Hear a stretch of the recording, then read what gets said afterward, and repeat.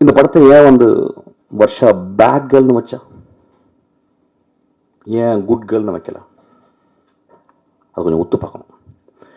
அவள் வந்து சமூகத்தை வந்து விளக்கமாத்த எடுத்து வந்து கூட்டுறதுக்காக வரல,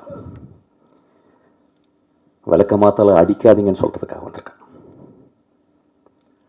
ஏன் அவள் வந்து குட் கேர்ள்னு வைக்கல, பேட் கேர்ள்னு வச்சானா அந்த அந்த கதாசிரியன், அந்த குழந்தைக்குள்ள கதாசிரியன், அந்த குழந்தைக்குள்ள வாழ்க்கை அனுபவம், அந்த குழந்தை சந்திச்ச மோசமான தருணங்கள், இதெல்லாம் ஒரு பெண்ணை எப்படி பண்ணுது அப்படின்றதுக்கு ரொம்ப மனசுல வந்து ஆழமாக எனக்கு தெரியும். ஒரு படத்துக்கு டைட்டில் வைக்கிறதுக்கு 6 மாதம் ஆகுது, எனக்கும் வெற்றிக்கலாம்.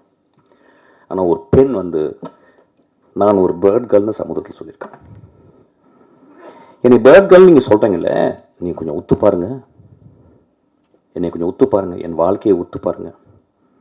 உங்களுக்கு 30 நாட்கள் ஓடி போகுது, என் 30 நாட்கள் உங்களை மாதிரியா ஓடுது? எத்தனை நாட்கள் என்னை வீட்டுக்குள் அடக்கி கிடைக்கிறீர்கள்? எத்தனை நாட்கள் என் பூஜை அறைக்குள் வரவிடாமல் என்னை அழைக்கிறீர்கள்? எத்தனை நாட்கள் நான் வாய் பேசக்கூடாது என்று சொல்கிறீர்கள்? எத்தனை நாட்கள் நான் வேகமாக நடக்கக்கூடாது என்று சொல்வீர்கள்? அப்படின்னு ஒரு கேள்வி கேட்டிருக்கேன். இந்த கேள்வி ஒரு பெரிய கலைப்படைப்பின் அல்லது ஒரு பெரிய தர்மத்தில் இருந்து எழுந்த கேள்வி அல்ல. ரொம்ப சிம்பிளான கேள்வி, ரொம்ப எளிமையான கேள்வி. எனக்கு நல்லா ஞாபகம் இருக்கு, 17 வயசு, ரொம்ப கஷ்டப்பட்டு என் ஃப்ரெண்ட்ஸ்கிட்ட வந்து 3 சரோஜதேவி புக், செக்ஸ் புக் வாங்கிட்டு வந்தேன். ரொம்ப கஷ்டம், அது கிடைக்கிறது ரொம்ப கஷ்டம். அது பெரிய அண்ணாங்கள்லாம் சொல்லி அப்படி இப்படி, ஏன்னா ஒரு புக்கு படிக்கணும்னா 3 புக் வாங்கிட்டு வந்து அதை வந்து ஒழிச்சு வச்சு கிட்டத்தட்ட 1 மாதம் எங்கள் அம்மா என் வீட்டை விட்டு வெளியே போகிறதுக்கு வெயிட் பண்ணிகிட்டே இருக்கேன். எங்கள் அம்மா மார்க்கெட் போயிட்டு வருவாங்க, ஆனால் அது எடுக்க போவோம், ஆனால் பயம் இருக்கும். ஒரு வேகமாக அந்த படங்களை மட்டும் பார்க்குறது, பிளாக் அண்ட் ஒயிட் படங்களை, அதை பார்த்துட்டு வந்து அம்மா வந்துருவாங்களோன்ற பயத்தை நான் வந்து திரும்பி ஒழிச்சு வச்சுருவேன்.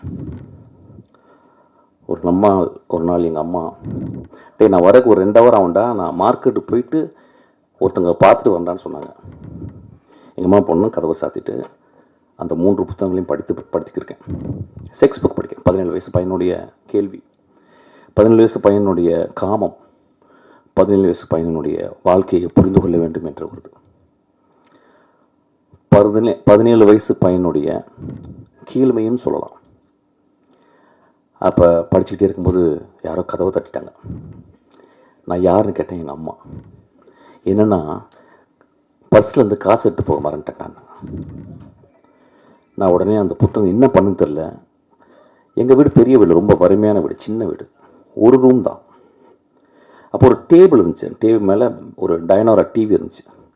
அந்த டேபிளுக்கு அந்த பக்கம் கேப்பில் அந்த 3 புத்தகங்களை போட்டு விட்டேன். உடம்பெல்லாம் வேர்த்துருச்சு. எங்கள் அம்மா திறந்து பார்த்து, என்னடாச்சு? இல்லைம்மா எனக்கு ஒரு மாதிரி ஜுரம் அடிக்கிற மாதிரி இருக்கும். வெளியே ஓடிட்டேன். வெளியே ஓடி ஒரு 3 மணி நேரம் கிரிக்கெட் விளையாட போயிட்டேன். பக்கத்தில் உட்லண்ட்ஸு, அந்த பழைய உட்லண்ட்ஸ், அங்கே கிரிக்கெட் விளையாட போயிட்டு சாயங்காலம் ஒரு 6 மணிக்கு வரேன். வந்தால் எங்கள் அம்மா வெளியே ஏதோ கூட்டிக்கிட்டு இருக்காங்க. நான் உள்ளே போகிறேன். பார்த்தா எனக்கு பெரிய ஷாக்கு.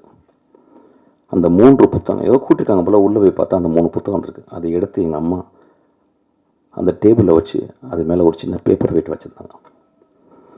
எங்கள் அம்மாவை நான் பெரிய கடவுளாக பார்த்து தரணும். நண்பர்களே, இப்போ நான் ஒரு சின்ன சுச்சுவேஷனை மாற்றுறேன். அந்த 17 வயது இன்றைக்கி உங்கள் முன்னால் பேசிக்கிருக்கேன். இந்த பையன் ஒரு பெண்ணாக இருந்தால் என்ன இருக்கும் யோசிச்சு பாருங்க. அப்போ எனக்கு ஒரு சுதந்திரம், ஒரு பெண்ணுக்கு சுதந்திரம் கொடுப்போமா? எங்கள் அம்மா அநேகமாக அவளை விளக்கமாத்தால் அடித்திருப்பாள் என்று நினைக்கிறேன். காமம் ஆண்களுக்கு மட்டும் சொந்தமா?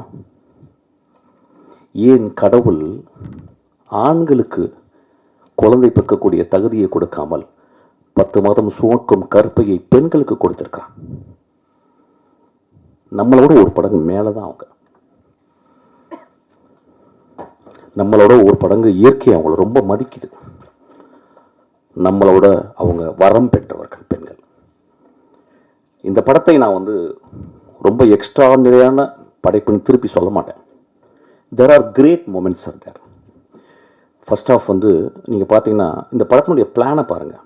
ஒரு சின்ன குழந்தை, அந்த குழந்தை ஆனால் 3 பருவத்தை சொல்வதற்காக 3 கேமராமேன் தேர்ந்தெடுத்திருக்கான். அவ எவ்வளோ பெரிய ஒரு அதுக்காக ஒரு கிளாப் அடிப்பான். அவ எவ்வளோ சீரியஸாக இயங்குறா பாருங்க. She would have very easily asked for some great cameraman like P.C. Sriram or somebody else. They would have come for grassroots. They would have come. They would have readily accepted even for a peanut of money. அவ ஏன் 3 எனக்கு 3 வேற வேற பெர்ஸ்பெக்டிவ்ல பண்ணணும். C இந்த உலகமே perspective கிடைக்க மாட்டேங்குது இந்த உலகத்துக்கு. அப்போ பாருங்க, அவ இன்னும் 30-40 வருடம் ஒரு மிகச்சிறந்த இந்தியாவின் மிகச்சிறந்த டைரக்டர் ஆக போறதுக்கு இங்க விதைய ஆரம்பிக்குது. அவ 3 பெர்ஸ்பெக்டிவ்ல பாக்குறான். அதுக்கப்புறம் தெரிஞ்ச ஒரு ஹீரோயினை யாரோ கூட்டியாந்து அது பண்ணல, யாரோ ஒரு தெரியாத ஒரு பொண்ணு இவர் தேடுறான். இந்த வாழ்க்கையில வருஷம் ஒருக்கா அந்த படத்தில் நடிச்ச அந்த கதாநாயகனுக்கும் அந்த வாழ்க்கை இருக்கு. இங்க இருக்க எல்லா பெண்களும் அந்த வாழ்க்கை இருக்கு. இந்த மாதிரி ஒரு விழாவை நான் பார்த்ததே இல்லை. முழுக்க முழுக்க ஆண்களால் ஆக்கிரமிக்கப்படும் ஒரு விழா இன்று முழுக்க முழுக்க பெண்களால் இருக்கு. முழுக்க முழுக்க ஆண் தன்மையால் டாமினேட் செய்யப்படும் ஒரு மேடை இன்று முழுக்க முழுக்க பெண் தன்மையாக உள்ள வெற்றிமாறன். எனக்கு தெரியும், வெற்றிமாறன் பார்க்கல பயங்கரமா என்ன ராஜா அப்படிலாம் சொல்லுவான். அவனை மாதிரி ஒரு கிரியேட்டர்னா யார் தெரியுமா? பெண் தன்மை மனசுக்குள்ள இருக்கணும், உடம்புல இருக்கணும். அதனால தான் ஏஆர் ரஹ்மான், இளையராஜாவும் பெண் தன்மை ஜாஸ்தியா இருக்கும். கிரேட் கிரேட் கிரேட் அவங்க தான். எனக்கு வெற்றிமாறனுடைய ரொம்ப நெருங்கி எனக்கு தெரியும். நான் அவ்வளோ பக்கத்தில் அவனை அப்படியே ஒத்து பார்த்துருக்கேன். வெற்றிமாறன் இன்னைக்கு இவ்வளோ உயரம் வந்திருக்காருன்னா படிச்சு படிச்சு படிச்சு படிச்சு சினிமாவை சிந்திச்சு சிந்திச்சு சிந்திச்சு தான் வந்திருக்கான். அந்த பட்டறையில் இன்னைக்கு ஒரு கத்தி வந்திருக்கு, ஒரு முள் வந்திருக்கு, ஒரு பூ வந்திருக்கு.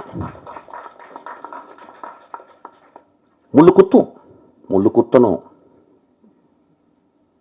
கத்தி ஆப்பிள்களை வெட்டுறதுக்கு தேவைதான். ஆனா பூவை நம்ம கசக்கிக்க கூடாது.